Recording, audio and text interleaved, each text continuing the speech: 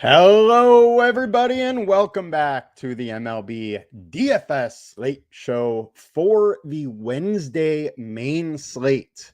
We will be going over the main slate today. The early slate just locked. Hope you guys got those lineups in. I wanted to wait until after those lineups got in, or until the slate locked to do this, just so I didn't confuse people talking about later stuff when they're trying to get lineups in for the day part. Podgen Stoner, you are very welcome for my time and the information. As he said, please smash that like button. Subscribe to our channel if you have not already. I'm your host, Tyler Wiemann. We're going to talk about the day slate. Before we do, come join us at LineStar. Only $39.99 per month gets you access to all we do, the props, the DFS. You get it for the website and the apps for all the sports we cover. Can cancel whenever you want. No questions asked. There's no contract. You can get in and out easily. And now let's dive in. Let's check out this wonderful slate. As always, we are going to start off by going over the perfect lineups from yesterday. And on DraftKings, that brought us to Dustin May and Jacob Lopez. Lopez went absolutely nuts. Dustin May had a good game. Lopez was absolutely somebody we highlighted yesterday as somebody I was interested in. For the second start in a row, he had a good game. 7 innings, 9 Ks, quality start, a win, 4 hits. The time before that, 7.2 innings and 10 Ks. He allowed 3 hits. The guy has been on a roll and had himself a game once again. Then hitting-wise, 3-man Yankee stack, 2-man Mets, 2-man Boston, and then the one-off with Christian Yelich. All in all, what a day. The lineup score 303.25, and the winning lineup went to Shrek 4224, who had Baz in May. Both had good games. Then they had a 5-man Met stack, 2-man Boston with a one-off of Marte. 231.25 was their score, beating Giant Squid out by 9. Have a day, Shrek. You continue your just absolute awesome run. And if you look at the leaderboard, it is pretty wild, as the top 6 people or lineups were Shrek and Giant Squid. They were all over this Boston and Mets, apparently. Now, let's get over to FanDuel and check out what we have over here on FanDuel for the perfect lineup. And here we go. Lopez, no surprise there. 8,700, put up 58. We had a 2-man Yankees, 2-man Mets, 2-man Milwaukee, and then Roman Anthony just with an absolute giant game, putting up 46. Used almost all the salary. 382.8 was that perfect lineup score, a monstrous score, and the winning lineup went to Duck Holtz, who had 307. They had Dustin May at 1.7% ownership. He went absolutely nuts. Then we had a 4-man Yankee stack, 3-man Boston, one off with Nemo, who put up 31.9. 307, a giant score for him. And the thing that I think is so wild here is he beat second Brontosaurus Flex by 19 points. I was in 7th, and he beat me by over 50. If you want to check out my lineup real quick, I did have that Jacob Lopez at 3% ownership. I had a 4-man Yankees stack, but my Yankee stack just let me down a little bit. Only 3 from Grisham, 6 from Rice, and then Corey Seager only 6 as well. So I just need to replace those 3 scores with some of the Boston or Yankee bats that actually went off, and then I would have been up there. I did get the pitcher right, but congrats to the Colts. You got it done. Let's hit in and let's get over to the lineups for today. All right, starting with our high-owned pitchers. And also I want to point out the DraftKings start time, 4:05 Pacific time, whereas the FanDuel is 3:35 Pacific time. The FanDuel one has Seattle and Baltimore, Miami and Cleveland, where DraftKings does not. So we're going to do our best to cover everything here and get into that. So starting with pitchers, high owned, we got Hunter Brown. He's coming at 10K, and he's really been struggling lately. The thing I want to point out at first, we got a 10K salary. Our projection is at 15. Joe Ryan, 16. Gausman at 15. We have Peterson, Ohtani at 16. I don't think you have to follow the chalk and Hunter Brown here. The consensus, however, is at 18.8 pretty much, and the highest of on the board. So I think that's why the ownership's popping up. But my issue with Hunter Brown, while he has been spectacular this season, 2.5 ERA, striking out 10.5 per 9, 3.06 FIP over the last 20, 30% K rate. He does allow a lot of stolen bases, and over the last 5, his FIP has been solid, 2.46. But that's a 3.76 ERA. So he's been getting a little bit unlucky.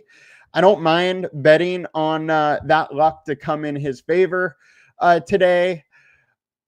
I just don't absolutely love it. The projections aren't fully backing paying up here, but splits are also in his favor with 23.2% K rate and a 245 average for Boston over the last 25% combined K rate. My issue, I think, is over even the shorter term. Boston has just been hitting very, very well.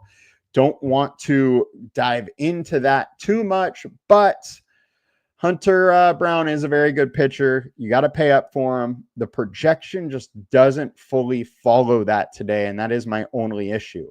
He easily could pop back up into, the guy that was putting up 30s left and right today, but it is a little bit of a tough matchup. He saw them, 2 weeks ago, went 7 innings, 1 earned run, and 6 Ks. That K number just needs to pop up a little bit, and he could be useful. My issue is I don't know if that 30-point ceiling is in the wheelhouse today versus a Boston team that's been hitting really well. Next, we got Joe Ryan, 9.6K. Guy's been dealing 3.4 FIP over his last 20, 2.97 over the last 5. K rate in 28%. StatCast data always looks a little ugly for him as he just lets a ton of fly balls. Now, we are in New York at that small park where they have a bunch of guys that can hit some dingers. So the fly ball rate is a little more worrisome in this matchup versus the Yankees, but there's also big time upside. Striking out 23% over the last 20, 24% over the last 150. If you remember the Boston, their 150 number was much lower than what their last 20 number was. All in all, Joe Ryan's in a decent spot. I don't mind getting some, but it's another spot where I don't feel like you have to get here. Now, the thing with DraftKings and only having, 6 games, I think you're going to have to get some Joe Ryan and Hunter Brown. The ceiling is there for both of them. I just don't particularly love these spots. Next, we got Kevin Gausman, 8.8K. He is versus the Chicago Cubs, another spot that I don't absolutely love, but he has been dealing 3.79 FIP over those last 20, 3.4 over the last 5. StatCast data, too many fly balls, too much hard contact, which could bite him against a team like the Cubs, but Cubs have been struggling lately. Look at their last 20, 230 average, 148 ISO, 308 WOBA. They really need to get right here for this team or this spot to get it going. I don't mind playing both sides of this one. Gausman, we know, can get lit up and have those games where he gives up, 5, 6, 7 runs. but he also can have these games where he goes efficient, works into 7 innings, gets 8 Ks, and becomes a guy that you have to have. I think playing both sides of this one is an interesting spot if you're, playing multiple lineups. Obviously, don't do it if you're just playing a single entry, but I think that it is a boom bust spot on both sides of the ball for that one. Walker Buehler at 6K, I think, is getting much too much ownership. And personally, with this type of ownership, he is possibly a complete fade for me in this spot. High FIPS through both time frames. StatCast data is fine, but he's versus a very good offense in Houston, and I think that Houston's probably going to bounce back and retaliate after the last couple days a little bit, and they should probably be able to get right here in this spot. So I don't love them. I do like those Houston stacks, and let's get on to some pivots. First pivot, David Peterson, 8.5K. Citi Field. Atlanta has just struggled versus lefties all year long. He's been solid. He's also averaging 31% more fantasy points while home, 3.3 FIP over the last 20, 3.28 over the last 5.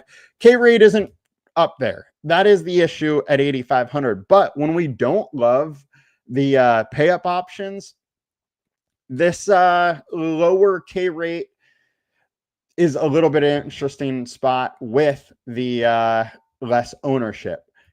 Keeps the ball on the ground, which is good today because there is some nice home run wins with winds blowing out at 8-10 miles an hour or something like that. But I like the spot. Atlanta has just struggled versus lefties, and Peterson's better at home. So let's go with some Peterson. Shohei is expected to go 4 innings today. His K rate has been very, very solid at 35%. At 8K, I just think he's a bit too expensive to follow. But hey, if you want to go there, more power to you. Our next pivot, Drew Rasmussen. Dude's been dealing lately. 3.68 FIP over the last 20, 1.83 over the last 5. K rates in the low 20s, 21.7 over the last 20, 24 over the last 5. And then the StatCast data for him. The important thing for me here is he's keeping the ball on the ground. When we're in a hitter-friendly park like Sutter Field in Sacramento with decent temps, winds blowing out, keeping that ball down is very, very important. And I like this spot for Rasmussen. Now, Sacramento, the A's, they have hit the ball very, very well lately. 267 average, 228 ISO, 350 WOBA. But I don't mind the spot here.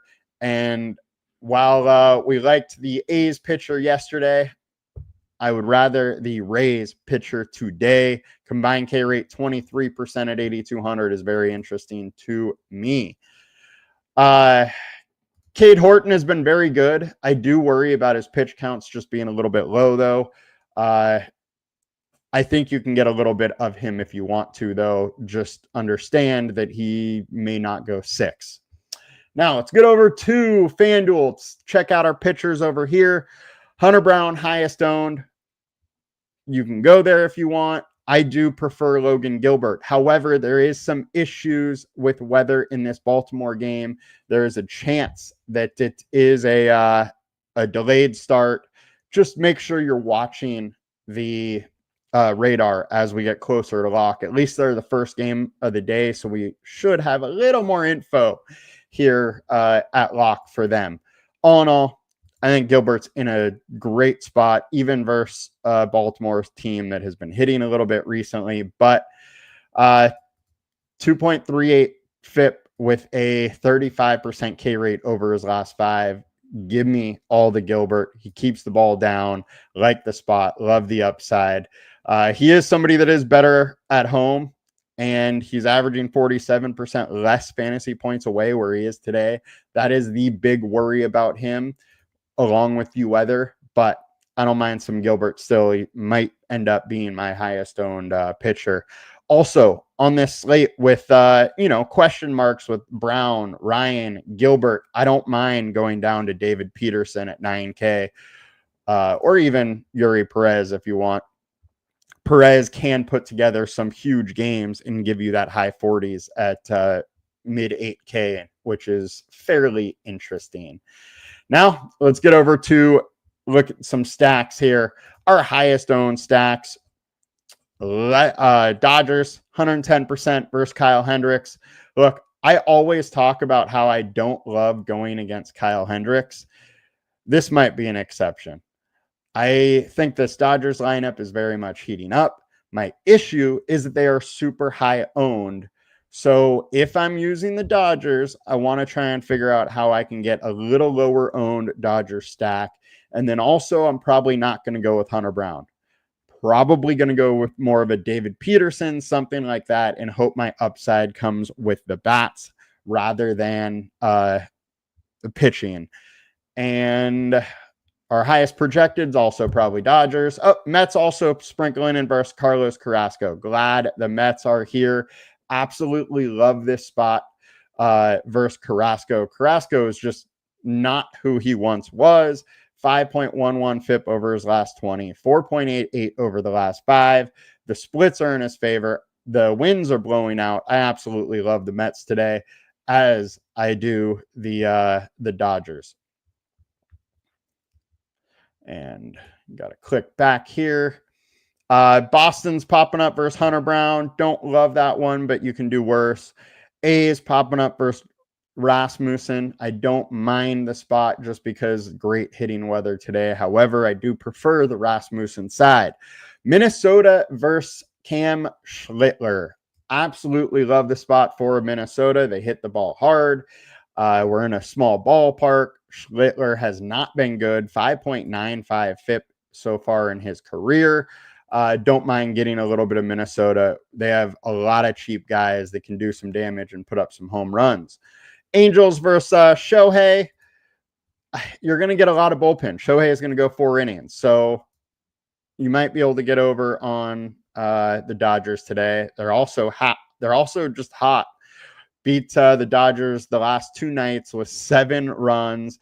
Hit 7 versus Detroit. So 3 of the last 4 games, they've had 7. 5 of the last 5, they've hit at least 5 runs. Don't mind trying to pick on Shohei for a super low owned stack, just a little bit. High ceiling, we got A's, Toronto, and the Toronto versus Cade Horton. The ceiling is there, but they got to get to Horton, who's been pretty good. Don't love that aspect. Good hitting weather in Sacramento, so I love that. Now let's go to the high leverage. And who we got over here? We got Boston and New York. Leverage, because Hunter Brown is going high owned and they got a bunch of good hitters. Just don't love facing Hunter Brown. I do like facing Joe Ryan a little bit more because of that high fly ball rate in the small park that we talked about when we were going over Joe Ryan. Definitely a little interested in Yankee leverage stacks today.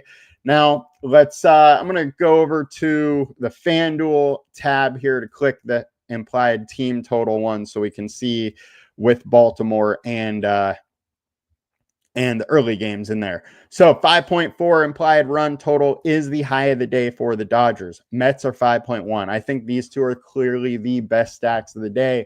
But don't sleep on Tampa Bay. I think Tampa Bay is very interesting with the hitting weather there. Yankees coming in at 4.6. You don't often see one of the high-owned pitchers also in a high implied run spot.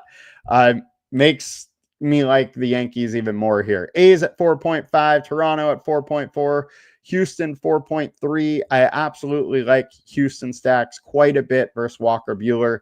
He's just not what he was earlier in his career before some injuries. He can get lit up from time to time and wouldn't be that surprised if today was one of those.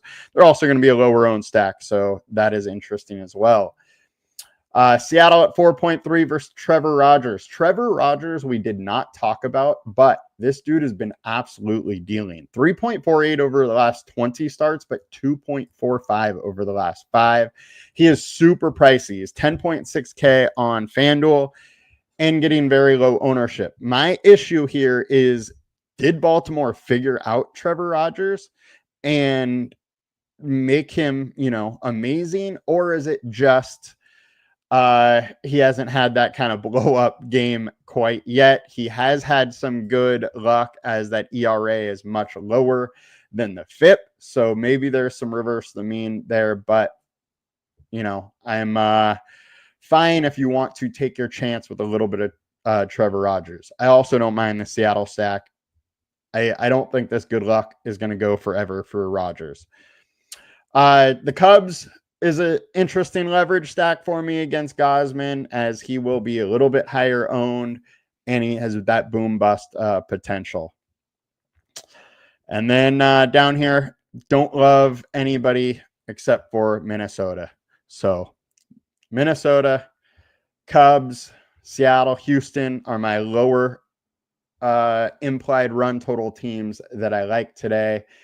And that's going to do it for us today, guys. Hope you all have a great day. Hope you guys had a profitable slate yesterday. Hope you have a good profitable early slate. And then let's get some takedowns. Talk to you all later. See you guys soon. I will be back for the prop show very quickly. Probably another 20 minutes or so, and that show will be out. Y'all have a good one. Talk to you later. Please like, comment, and subscribe. Peace.